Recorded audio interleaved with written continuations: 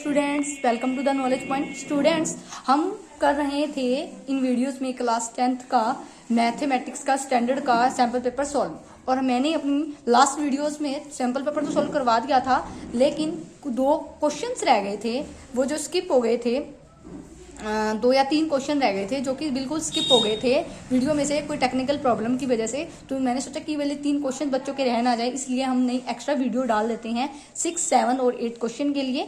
जो मैंने पिछली वीडियो डाली थी जिसके अंदर मैंने पहले 15 क्वेश्चन को सोल्व करवाया था, जिसमें से 6, 7 और 8 क्वेश्चन की वीडियो टेक्निकल प्रॉब्लम की वजह से स्किप हो गई थी, तो इसे हम आज आप सॉल्व करेंगे। तो 6 क्वेश्चन से स्टार्ट करते हैं। ये क्या है? वह बिंदु जो ए, तो ए के कोऑर्डिनेट्स हैं -2, -5 और बी के कोऑर्डिनेट्स हैं 2, 5 को जोड़ने वाले रेखाखंड के लंब समद्विभाजक पर स्थित है। क्या कह रहा है स्टेटमेंट में? वह बिंदु जो ए कोऑर्डिनेट्स जिसके हैं -2, -5 और बी है 2, 5 को जोड़ने वाला रेखाखंड। तो इस तरह से आप देख सकते हो, हम एक रेखाखंड बनाते हैं। ए है, बी है। ए के कोऑर्डिनेट्स क्या है? -2, -5। बी के कोऑर्डिनेट्स है 2, 5। इन दोनों को जोड़ने वाला रेखाखंड क्या हो गया? ए बी रेखाखंड। ठीक है, इस ए बी रेखाखंड का एक लंब समद्विभाजक बनाते हैं इस प्रकार से। ये हो जाएगा लंब समद्विभाजक।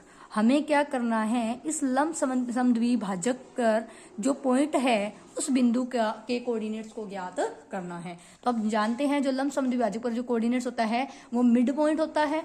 ठीक है, मध्य बिंदु। तो ये सी मध्य बिंदु हो जाएगा, और इसके आपने को कोऑर्डिनेट्स यानी कि इसे मैं अगर x, y मान लेती हूँ, आपने ज्ञात करने हैं। मैं दोबारा लिख देती हूँ, सी के कोऑर्डिनेट्स को मैंने x, y माना है, ये मध्य बिंदु है और मुझे इनके कोऑर्डिनेट्स को ज्ञात करना है। आपके पास a की वैल्यू है -2, -5, b की वैल्यू 2, 5। तो ये वैल्यू हो जाएगी x1, y1 और ये वैल्यू हो जाएगी x2, y2। ठीक है, तो x1 की वैल्यू कितनी हो जाएगी? -2 और y1 की वैल्यू आ जाएगी -5, x2 की वैल्यू हो जाएगी 2, y2 की वैल्यू हो जाएगी 5। तो इस प्रकार से आप मध्य बिंदु ज्ञात कर सकते हैं। तो मध्य बिंदु का फॉर्मूला होता है x = x1 + x2/2 और y = यहाँ लाइन लगा लीजिए y1 + y2/2। आप इस तरह से ज्ञात कर सकते हैं। तो x1 + x2/2, x1 की वैल्यू कितनी है? -2। x2 की वैल्यू कितनी है? 2 बटा में क्या आ जाएगा? 2 में से 2 कट गया, 0, 0/2 आंसर क्या आ जाएगा? 0। इस प्रकार से आप y1 और y2 की वैल्यू पुट करोगे, -5 + 5 बटा में 2। ठीक है, +5 से -5 क्या हो जाएगा? कट हो जाएगा, 0/2 और आपके पास फाइनली y की वैल्यू क्या आ जाएगी? 0। ठीक है, तो हमें क्या दिया हुआ था? एक ए बी रेखाखंड दिया गया था। इस ए बी रेखाखंड पर एक लंब समद्विभाजक दिया गया था। ए के कोऑर्डिनेट्स है -2, -5, बी के कोऑर्डिनेट्स है 2, 5 और सी के कोऑर्डिनेट्स यानी कि इस लंब समद्विभाजक पर जो मध्य बिंदु है x और y, जो इसे मैंने मान लिया, उस पॉइंट को आपको कैलकुलेट करना है। तो ये मध्य बिंदु का हम फॉर्मूला इस्तेमाल करेंगे। मध्य बिंदु का क्या फॉर्मूला होता है? x1 + x2/2, y1 + y2/2। अब बात आती है x1, y1, x2, y2 क्या होते हैं? जो ये a और b, जो ये रेखाखंड है, इसका जो मध्य बिंदु c है ना, a और b के जो कोऑर्डिनेट्स हैं, इनको हम x1, y1, x2, y2 बोलते हैं। तो x1 की वैल्यू क्या हो जाएगी? -2, y1 की वैल्यू कितनी हो जाएगी? -5, x2 की वैल्यू हो जाएगी 2 और y2 की वैल्यू हो जाएगी 5। तो इन फॉर्मूला में x1 और x2 की वैल्यू डाल दी, प्लस माइनस माइनस, -2 +2 से कैंसिल हो जाएगा और आंसर आ जाएगा 0, 0/2 का आ जाएगा 0।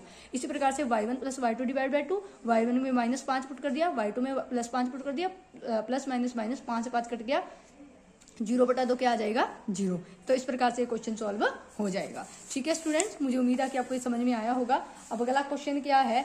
यदि ट्रायंगल ABC और ट्रायंगल DEF क्या है? समरूप है। ये 2 त्रिभुज हैं, त्रिभुज ABC। मैं त्रिभुज बना लेती हूँ। त्रिभुज ABC और त्रिभुज DEF ये समरूप है। ठीक है, त्रिभुज ये है ABC और ये है DEF, ये क्या है? दोनों आपस में समरूप है। मैं लिख देती हूँ त्रिभुज ABC समरूप है त्रिभुज DEF के। ठीक है, तो मुझे क्या ज्ञात करना है? और मुझे आगे क्या है? एंगल ए की वैल्यू दे रखी है 47, ई की वैल्यू दे रखी है 83। अगर दिखाई नहीं दे रहा मैं दोबारा लिख देती हूँ, एंगल ई की वैल्यू दे रखी है 83। ठीक है, और हमें सी की वैल्यू ज्ञात करनी है। एंगल ए दिया हुआ है 47, एंगल सी की वैल्यू ज्ञात करनी है, और ई कितना दिया हुआ है? 83। तो ये दोनों त्रिभुज समरूप दी गई हैं, समरूप दी गई हैं। तो समरूपता की गुणों को देखते हुए हम देखते हैं कि जो कोरस्पॉन्डिंग एंगल भी क्या होंगे, इक्वल होंगे। यानी कि एंगल ए बराबर होगा एंगल डी के, एंगल बी बराबर होगा ये वाला एंगल, ऐसे बना लीजिए, एंगल ई के, और एंगल सी बराबर होगा एंगल एफ के। तो यहाँ पर बी बराबर हो गया ई के, एंगल सी बराबर हो गया एंगल एफ के। तो ये समरूपता से हमने निकाल लिया। ठीक है, अब मुझे क्या ज्ञात करना है, मुझे सी ज्ञात करना है। सी ज्ञात करने के लिए मैं कौन से ट्रायंगल का इस्तेमाल करूंगी, मैं यहाँ बना लेती हूँ। त्रिभुज एबीसी लेके चलेंगे। त्रिभुज एबीसी में हम लगाएंगे एंगल सम प्रॉपर्टी, यानी कि त्रिभुज के तीनों कोनों का योग क्या होता है, 180 डिग्री होता है ना। त्रिभुज के तीनों कोनों का योग होता है, ये मैं बिल्कुल आराम से करवा रही हूँ ताकि आपको समझ में आ जाए। आपने पेपर में इतनी मेरे जैसी स्पीड नहीं रखनी, आपने बहुत जल्दी अच्छी स्पीड से, ताकि आप बार बार प्रैक्टिस कीजिएगा ताकि आपकी स्पीड अच्छी हो जाए। और आपने 3 घंटे के अंदर ही अपना क्वेश्चन अच्छे से पूरा क्वेश्चन पेपर अटेम्प्ट करके आना है। एंगल ए की वैल्यू कितनी गिवन है, 47। अब भाई देखिए एंगल बी की वैल्यू चाहिए, लेकिन एंगल बी की वैल्यू तो मेरे पास नहीं है, लेकिन मेरे पास क्या है, एंगल बी बराबर एंगल ई के, और एंगल ई की वैल्यू है 83। तो मैं एंगल 83 डाल देती हूँ, प्लस एंगल सी की वैल्यू मुझे निकालनी है। डाल दी मैंने, इन दोनों को जोड़ दीजिए, 3 और 4 10, कैरी जाएगी 1, 8 और 4 12, 12 और 1 13, 130 आ जाएगा। प्लस एंगल सी बराबर आ जाएगा 180 के। तो एंगल सी ये प्लस का 130 है, उधर जाके क्या हो जाएगा माइनस का, 180 में से 130 गया, क्या आ जाएगा 50। एंगल सी की वैल्यू कितनी आ जाएगी 50, ये मुझे निकालना था। तो क्या गिवन था आपको, 2 त्रिभुज गिवन थी, एक त्रिभुज एबीसी और एक त्रिभुज डीईएफ। जो त्रिभुज एबीसी है समरूप है त्रिभुज डीईएफ के। और जब मैंने यहाँ समरूपता के गुणों को देखा कि कोरस्पॉन्डिंग एंगल क्या होते हैं, इक्वल होते हैं, यानी कि एंगल डी बराबर हो जाएगा ए के, ई बराबर हो जाएगा बी के, और सी बराबर हो जाएगा एफ के। तो इस प्रकार से, और मुझे क्या निकालना था, एंगल सी निकालना था। तो मैंने त्रिभुज एबीसी ली, और हमने जानती हूँ त्रिभुज के तीनों कोणों का योग क्या था, 180 डिग्री। तो 180 डिग्री है, ये मैं बड़ा बड़ा लिख देती हूँ ना। तो इस प्रकार से त्रिभुज angle A plus angle B plus angle C बराबर 180 आ जाएगा। ए की वैल्यू 47 दे रखी है, बी की वैल्यू यहाँ, क्योंकि बी बराबर है ई के, तो ई से यहाँ 83 की वैल्यू मैं ले लेती हूँ और यहाँ पर पुट कर देती हूँ। 47 और 83 क्या आ जाएगा 130, उधर जाके माइनस का, तो आपके पास फाइनल आंसर क्या आ जाएगा 50 आ जाएगा। तो आप देख सकते हैं, तो आपका आंसर जो ए ऑप्शन है बिल्कुल ठीक, ये वाला ए ऑप्शन है बिल्कुल ठीक हो जाएगा, क्योंकि दोनों का आंसर सेम है ना। तो ये वाला त्रिभुज, ये वाला जो क्वेश्चन है, क्वेश्चन नंबर 7, इसका आंसर ए है, यानी कि 50 आंसर आ जाएगा। तो आज का 8th क्वेश्चन करते हैं। यदि त्रिभुज पी से केंद्र ओ वाले वृत्त पर स्पर्श रेखाएं, अब क्या कह रहा है, एक त्रिभुज, एक सर्कल लेना है। ठीक है, क्या लिखा हुआ है, यदि एक बिंदु पी लेना है, इतना मैंने पढ़ा कि यदि बिंदु Q से केंद्र O वाले वृत्त पर स्पर्श रेखाएं PA और PB एक दूसरे पर 180 डिग्री के कोण पर झुकी हुई हैं, तो एंगल POA बराबर है। और ये 4 ऑप्शन दिए गए हैं। क्या गिवन है, एक P बिंदु लेना है, और P बिंदु से एक वृत्त दिया गया है सामने, और उसका सेंटर यानी कि केंद्र 0 दे रखा है, और इस P से इस वृत्त से आती हुई एक स्पर्श रेखा कुछ इस तरह से, आप मेरे सर्कल थोड़ा अच्छा सा नहीं बना, ये देखो, ये इस तरह से एक स्पर्श रेखा जाएगी और दूसरी स्पर्श रेखा जाएगी कुछ इस तरीके से, P पॉइंट पर जाकर ये मिल रही हैं, और यहाँ पर मैंने इन दोनों को मिला दिया और ये वाला पॉइंट हो जाएगा। तो ये आप जानते हो, ये स्पर्श रेखा है, इसको मैंने ए नाम दे दिया। PA भी एक स्पर्श रेखा आ गई। ठीक है, ये देखिए PA स्पर्श रेखा, और PB भी स्पर्श रेखा,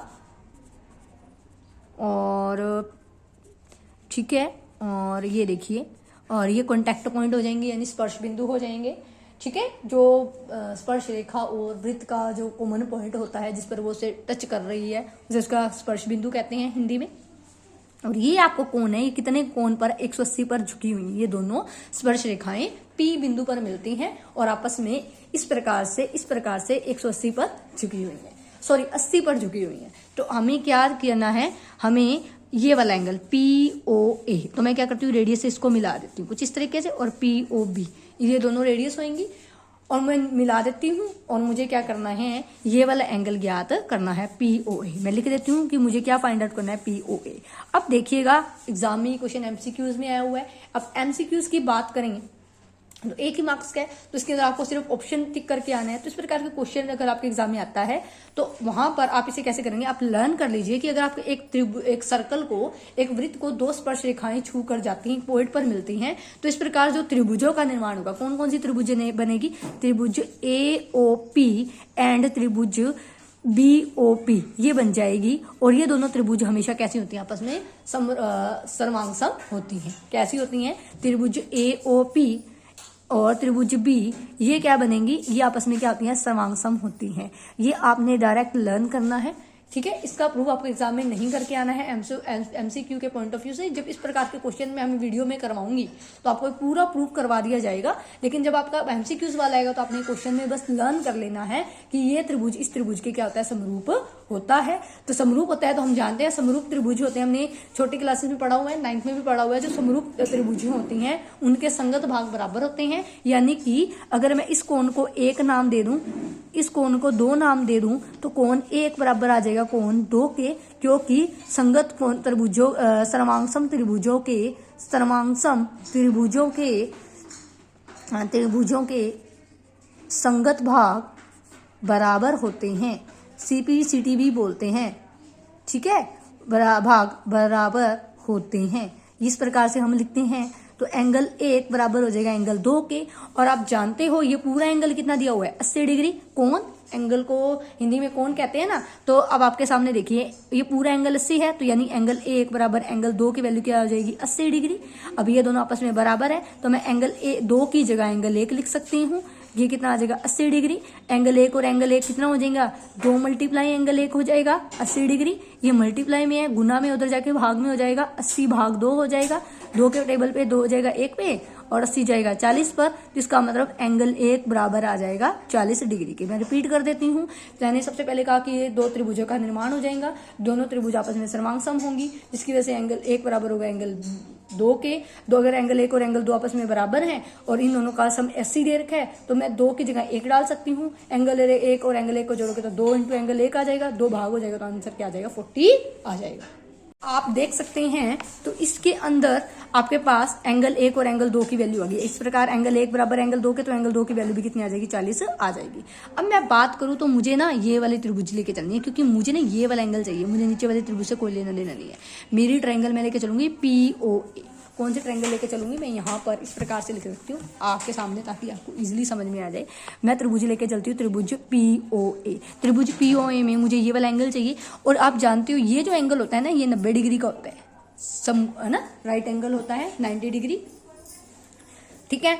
तो ये वाला एंगल मुझे निकालना है। तो त्रिभुज के तीनों कोणों का योग 180 है। ये वाला कोण हो जाएगा, एक ये वाला कोण, एक ये वाला कोण। तो इस पहले वाले कोण को तो मैं एक ही नाम दे देती हूँ, एंगल 1, प्लस ये वाले कोण का तो नाम है POA जो मुझे निकालना है। मैं साफ साफ लिख देती हूँ, angle 1 plus angle POA plus तीसरे एंगल का नाम है PAO, यानी कि जो किया हुआ है 90। मैं ऐसे लिख दूँ PAO बराबर 180 डिग्री। अब ये एंगल 1 है और ये एंगल हो गया POA जो मुझे निकालना है, और ये एंगल है 90 डिग्री। तो यहाँ आप ध्यान से देख सकते हो। और एंगल 1 की वैल्यू मैंने अभी कैलकुलेट कर दी। एंगल 1 की वैल्यू यहाँ पर क्या आई थी, 40 डिग्री आई थी। मैं यहाँ डाल देती हूँ, यहाँ से तो यहाँ 40 हो जाएगा, प्लस POA आपको निकालना है 90 बराबर 180 आ जाएगा। POA 90 प्लस 40 130 आ जाएगा बराबर 180। तो यहाँ पर POA निकालना है, 130 प्लस का है, उधर जाके क्या हो जाएगा माइनस का, तो 180 में से 130 चला जाएगा, तो 50 आंसर आ जाएगा। तो POA बराबर आ जाएगा 50। तो इसका आंसर भी फाइनली क्या आ गया, 50, ये वाला। तो आप देख सकते हो मैंने अपनी इस वीडियो में आपके लिए जो 3 क्वेश्चन टेक्निकल प्रॉब्लम की वजह से स्किप हो गए थे वो डाल रहे हैं। तो मुझे उम्मीद है कि आपको ये क्वेश्चन समझ में आए होंगे, ठीक है। तो आप वीडियो देखने के लिए सबसे पहले तो आपका बहुत बहुत धन्यवाद। और अगर आपको ये वीडियो अच्छी लगे तो आप प्लीज़ इसे लाइक करें। Thank you.